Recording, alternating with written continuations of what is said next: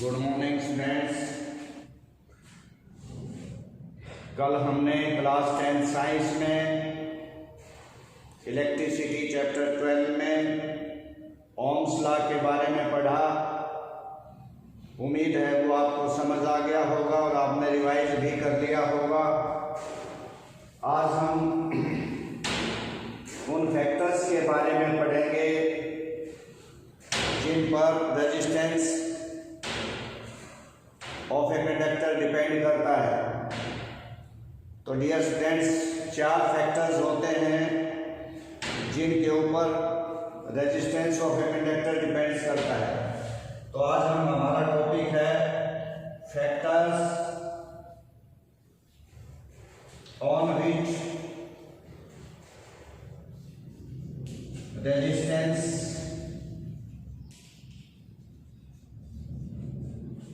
of a conductor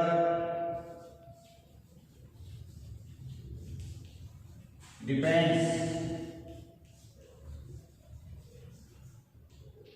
तो मैंने बताया आज का हमारा टॉपिक है factors on which resistance of a conductor depend. Conductor क्या होता है ये मैंने बताया।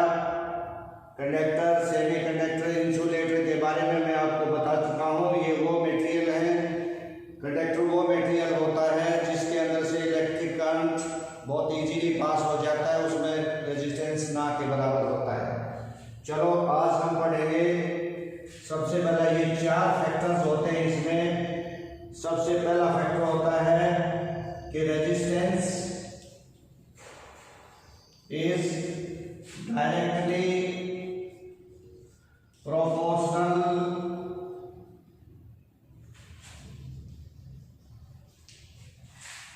to the length of conductor। क्या होता है, अब इसको इस पॉइंट को अच्छे से समझो कि मान लो कि ये कंडक्टर है या वायर है, इसके अंदर से इलेक्ट्रॉन्स मूवमेंट करते हैं। करंट फ्लो तब होगा जब इलेक्ट्रॉन्स मूवमेंट करेंगे, मोशन में होंगे, इनके बीच में अट्रैक्शन होता है।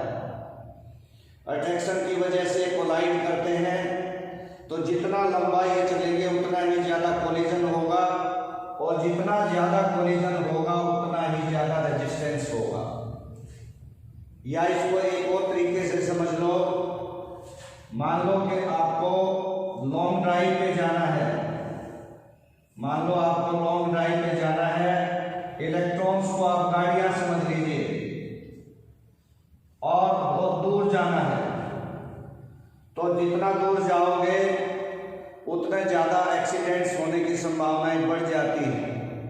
और जितना कम एक्सीडेंट्स होने का मतलब है आपस में कोलाइड करना, और एक्सीडेंट अगर हो जाते हैं तो इनकी रफ्तार, इनकी स्पीड कम हो जाती है, धीमी हो जाती है।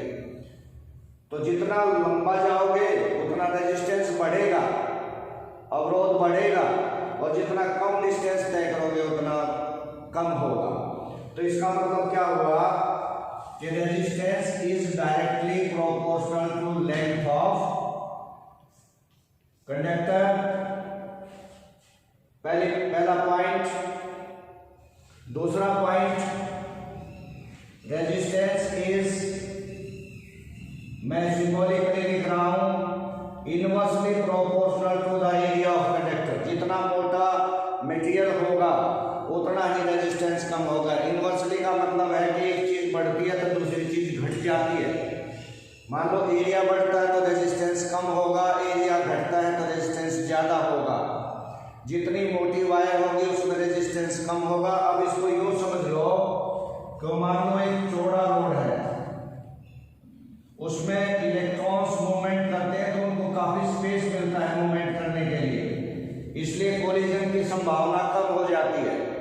चौड़ाई या मोटाई के साथ इलेक्ट्रॉन्स इजीली मूवमेंट करें, या यूं समझ लो कोलिजन की संभावना कम हो जाए, तो ऐसे में क्या होगा, एरिया ज्यादा होगा तो रेजिस्टेंस कम हो जाएगा, और एरिया कम होगा तो रेजिस्टेंस बढ़ जाएगा। तो इसको कहते हैं इनवर्सली प्रोपोर्शनल टू। यहां पर नंबर 2 आपका ये आ गया। नंबर 3 पे हमारा आता है temperature. Resistance is directly proportional to temperature. Temperature बढ़ता है, जैसे ही टेम्परेचर बढ़ेगा तो रेजिस्टेंस भी बढ़ेगा। अर्थात आपका जो कंडक्टर है उसका टेम्परेचर बढ़ता है तो रेजिस्टेंस बढ़ जाता है। तो टेम्परेचर के लिए डायरेक्टली प्रोपोर्शनल होता है। या ये टेम्परेचर को स्पीड समझ सकते हैं आप। मान लो कि ये रोड है, इस पर बहुत सारी ट्रैफिक चल रही है और उनकी अगर हम स्पीड बढ़ा दें, अर्थात टेम्परेचर या टेम्परेचर फॉर एग्जाम्पल मैं बता रहा हूँ, अगर उनकी हम स्पीड बढ़ा दें तो क्या होगा, स्पीड ज़्यादा होने से एक्सीडेंट होने की संभावना ज़्यादा हो जाती है और स्पीड कम होने से एक्सीडेंट होने की संभावना कम होती है। तो इसका मतलब ये है कि अगर स्पीड बढ़ी तो एक्सीडेंट ज़्यादा, अर्थात रेजिस्टेंस ज़्यादा। तो जैसे ही टेम्परेचर बढ़ेगा तो रेजिस्टेंस भी बढ़ेगा। और चौथा जो पॉइंट है, चौथा जो फैक्टर है वो क्या है कि जो रेजिस्टेंस है इट डिपेंड्स ऑन मटेरियल।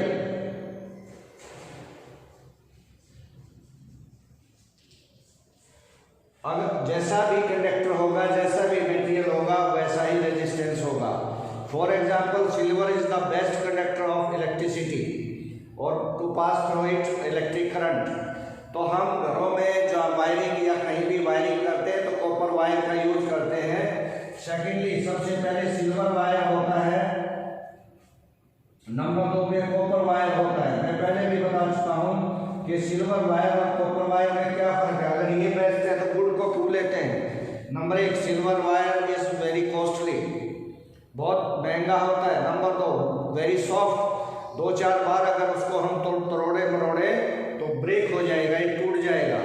सो ये ड्यूरेबिलिटी नहीं है इसकी, तो इसलिए copper wire is cheap will compare to silver wire. तो ये सस्ता होता है और ये थोड़ा स्ट्रॉन्ग भी होता है, सॉफ्ट नहीं होता। So it is used in wiring in Holmes और इंडस्ट्रीज, तो कॉपर वायर का यूज करते हैं। तो वो मटेरियल, जैसा भी मटेरियल होगा उसमें उतना ही रेजिस्टेंस होगा। सिल्वर और कॉपर वायर में रेजिस्टेंस ना के बराबर होता है। अगर हम इंसुलेटर ले लें, जैसे कि कागज है, सूखी लकड़ी है, ग्लास है या रबड़ है, तो उसमें क्या होगा, मैक्सिमम रेजिस्टेंस होता है कि उसको इलेक्ट्रॉन्स को मूवमेंट नहीं करने देता। तो चौथा पॉइंट है कि ये किस पर डिपेंड करता है, मटेरियल, जिस मटेरियल का हम यूज करते हैं उस पर डिपेंड करता है। तो बच्चों आज हमने एक टॉपिक लिया, उसके बारे में हमने सीखा कि भाई factors on which resistance of a conductor depends, वो फैक्टर्स जिन पर किसी कंडक्टर का रेजिस्टेंस डिपेंड करता है, उसके बारे में हमने पढ़ा। इसके 4 चीज़ें हमने पढ़ी, 4 फैक्टर्स पढ़े। आप इनको रिवाइज करें, अच्छे से समझने की कोशिश करें। तो कल हम इस अगले टॉपिक को लेंगे जिसका नाम है रेजिस्टिविटी।